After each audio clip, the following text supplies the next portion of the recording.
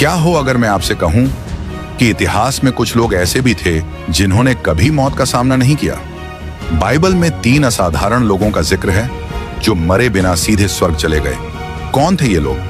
क्यों परमेश्वर ने इन्हें चुना? और क्या ये फिर से हो सकता है? अंत तक बने रहिए, क्योंकि जो आप अभी सुनने वाले हैं वो आपकी सोच को हिलाकर रख देगा, जीवन और मृत्यु दोनों के बारे में।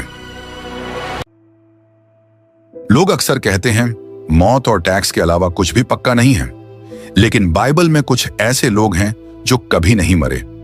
कुछ लोग सोच सकते हैं कि यीशु मसीह भी उनमें से एक हैं, लेकिन बाइबल बताती है कि यीशु मसीह की मौत हुई थी और फिर वे दोबारा जीवित हुए। लेकिन बाइबल में 3 ऐसे लोगों के नाम लिखे गए हैं जो कभी नहीं मरे। इनमें से तीसरा व्यक्ति सबसे बड़ा रहस्य है। बाइबल में पहला व्यक्ति जिसे कभी नहीं मरा कहा गया वह हनोक थे। हनोक आदम के वंशज थे, लेकिन वे केन या हाबिल के परिवार से नहीं थे। वे आदम और हव्वा के तीसरे बेटे के वंशज थे। हनोक नूह के परदादा भी थे और बाइबल के कई अन्य महान लोगों के पूर्वज थे। उस समय परमेश्वर ने अभी 120 साल की उम्र की सीमा तय नहीं की थी, जो उत्पत्ति 6:3 में लिखा है। इसीलिए लोग बहुत लंबी उम्र तक जीते थे, लेकिन हनोक बाकी लोगों से अलग थे। वे 65 साल की उम्र में पिता बने और कुल 365 साल तक जिए। जब महान बाढ़ आने वाली थी, तब ज्यादातर लोग परमेश्वर के साथ सच्चाई से नहीं चलते थे। वे अपने गलत रास्ते पर चले गए और पाप करने लगे। लेकिन हनोक सबसे अलग थे। उन्होंने हमेशा परमेश्वर के साथ सच्चाई और भक्ति से जीवन जिया और परमेश्वर से गहरा रिश्ता बनाया। उत्पत्ति 5:22 और 24 में लिखा है, हनोक परमेश्वर के साथ चला, फिर वह नहीं रहा, क्योंकि परमेश्वर ने उसे अपने पास बुला लिया। लूका ने हनोक का नाम यीशु के पूर्वजों की सूची में लिखा है। उन्होंने हनोक की वंश परंपरा को आदम तक जोड़ा। इब्रानियों अध्याय 11 में भी हनोक का नाम उन पुराने इस्राएली पूर्वजों की सूची में आता है जो अपने महान विश्वास के लिए जाने जाते हैं। इब्रानियों 11:5-6 में लिखा है, परमेश्वर ने हनोक को अपने पास बुलाने से पहले उसे अच्छा और भक्त व्यक्ति माना था, और बिना विश्वास के परमेश्वर को खुश करना नामुमकिन है। जो भी परमेश्वर के पास आता है उसे यह मानना होगा कि परमेश्वर हैं, और वे उन लोगों को इनाम देते हैं जो सच्चे दिल से उन्हें खोजते हैं। बाइबल में बार बार लिखा गया है कि परमेश्वर ने हनोक को अपने पास बुला लिया। यह सिर्फ एक कहने की बात नहीं है, बल्कि इब्रानियों की किताब बताती है कि हनोक ने सच में मौत का अनुभव नहीं किया, जैसा कि आम लोग करते हैं। इब्रानियों 11:5-6 में लिखा है, विश्वास के कारण हनोक को इस जीवन से उठा लिया गया ताकि वह कभी न मरे। कोई उसे खोज नहीं सका, क्योंकि परमेश्वर ने उसे अपने पास बुला लिया, और उससे पहले उसे एक ऐसा व्यक्ति माना गया जो परमेश्वर को खुश करता था। हनोक को भविष्य बताने की शक्ति भी मिली थी। उन्होंने यीशु मसीह के आने की भविष्यवाणी की थी। यह बात यहूदा 1:14-15 में लिखी गई है। देखो, प्रभु अपने हजारों पवित्र जनों के साथ आ रहे हैं, ताकि वे सबका न्याय करें और उन सभी लोगों को दोषी ठहराएं जिन्होंने अधर्म में बुरे काम किए हैं, और जो पापी लोग उनके खिलाफ बुरी बातें बोलते हैं। लेकिन हनोक की कहानी उनके साथ खत्म नहीं हुई। उनके परपोते नूह भी परमेश्वर के साथ सच्चाई से चले।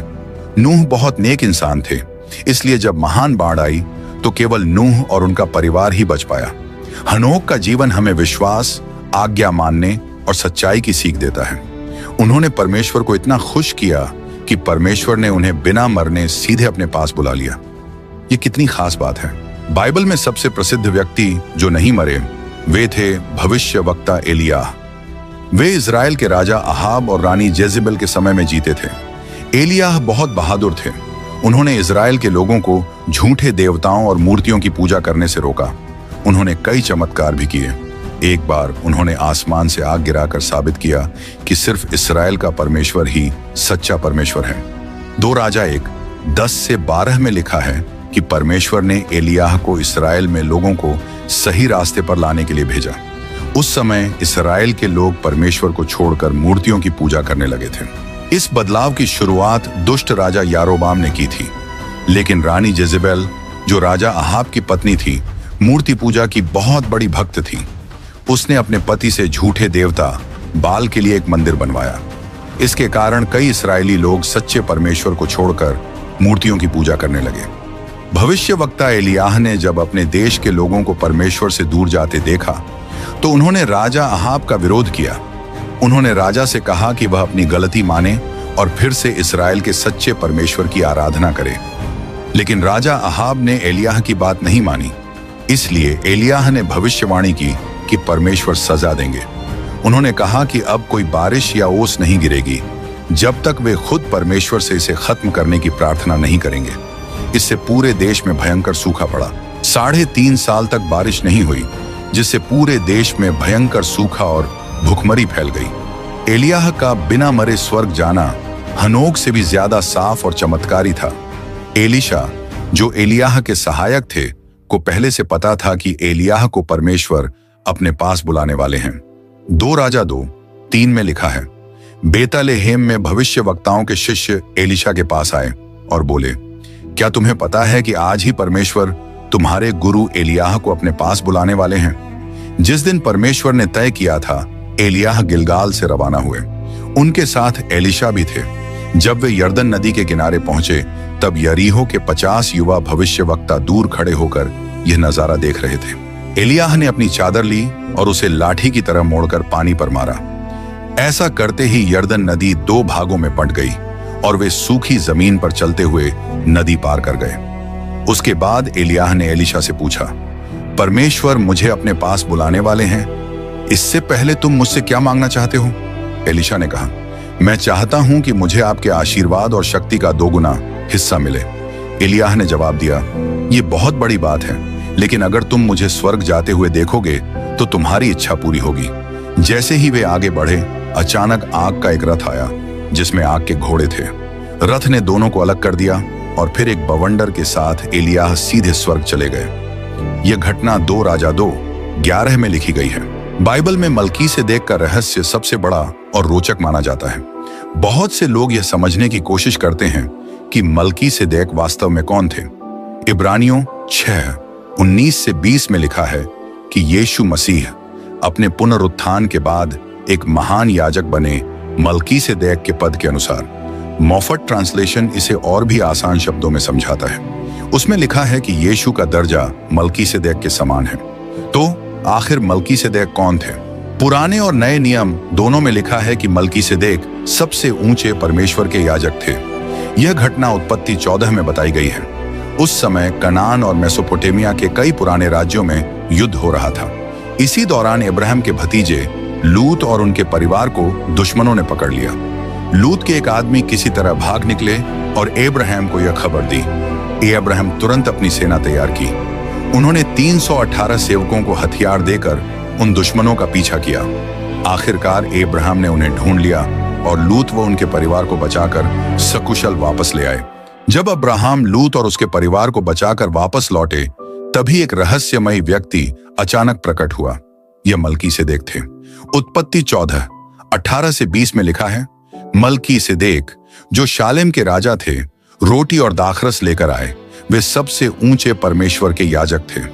मलकीसेदेक ने अब्राहम को आशीर्वाद दिया और कहा, ईश्वर जो स्वर्ग और पृथ्वी के रचयिता हैं, उन्होंने अब्राहम को आशीर्वाद दिया। ईश्वर की महिमा हो जिसने तुम्हारे दुश्मनों को तुम्हारे हाथ में सौंप दिया। अब्राहम ने धन्यवाद स्वरूप मलकीसेदेक को अपनी सारी संपत्ति का 10वां हिस्सा दिया। मलकीसेदेक शालेम के राजा थे। शालेम ही यरूशलेम शहर था।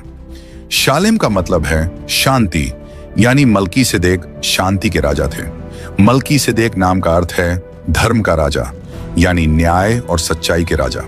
भजन संहिता 110:4 में मलकीसेदेक का जिक्र आता है।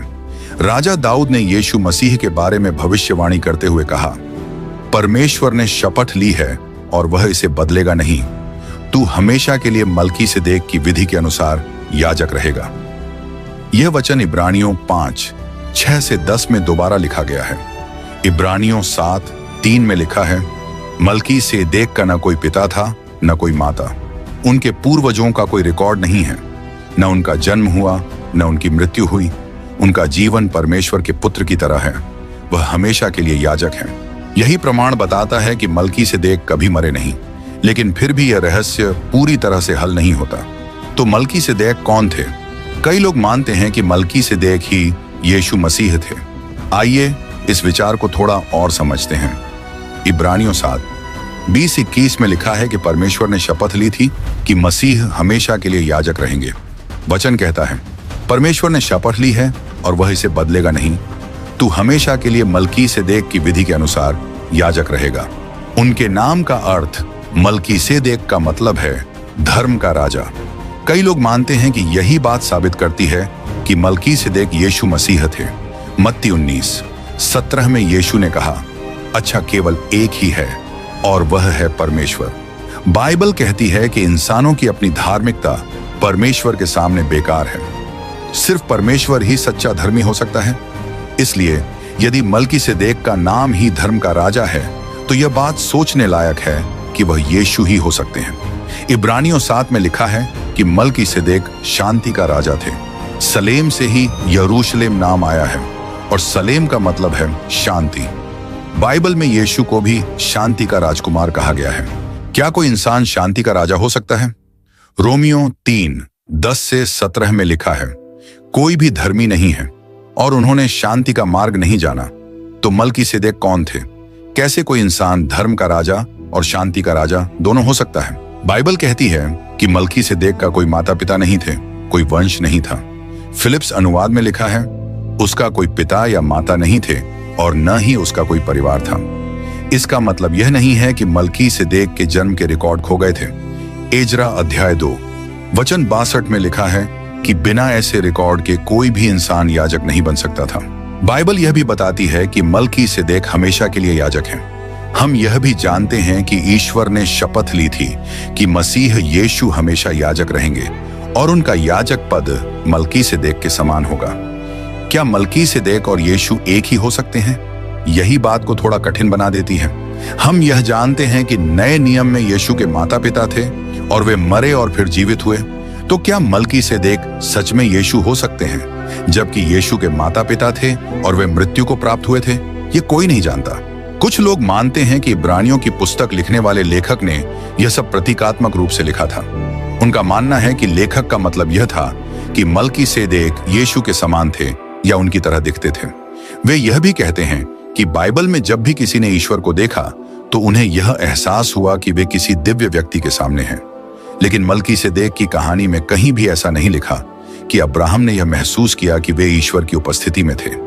यह सच है कि मलकीसेदेक अचानक कहानी में आते हैं और फिर गायब हो जाते हैं, लेकिन उत्पत्ति 14 में कहीं भी साफ तौर पर यह नहीं बताया गया कि स्वयं परमेश्वर वहां मौजूद थे। एक और बात जो लोग कहते हैं वह यह है कि इब्रानियों 5:1 में लिखा है कि हर याजक इंसानों में से चुना जाता है। याजक प्रीस्ट का मुख्य काम यह होता है कि वह एक चुना हुआ और अभिषेक किया गया मनुष्य होता है जो परमेश्वर के सामने लोगों का प्रतिनिधित्व करता है।